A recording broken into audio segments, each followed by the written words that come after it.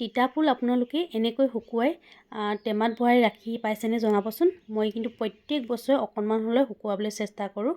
আৰু আজি অলপ দিনৰ আগতে মানুহজনে মোক বজাৰৰ পৰা 1 কেজি আনি দিছিলে। আৰু তিতা ফুলৰ দামো বহুত হৈছে বাৰু এতিয়া।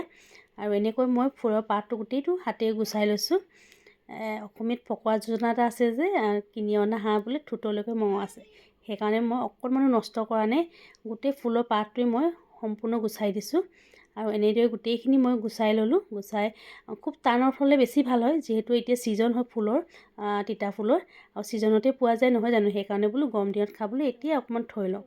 আৰু এনেকৈ শুকুৱালোঁ দুটা টান ৰ'দত। আৰু এনেকৈ খুব শুকান হোৱাত মই টেমাত ভৰাই ৰাখিছোঁ। মোৰ পিছে বেছি হোৱা নাই, 1 কেজি আছিলে যে খুব কম ওলালে।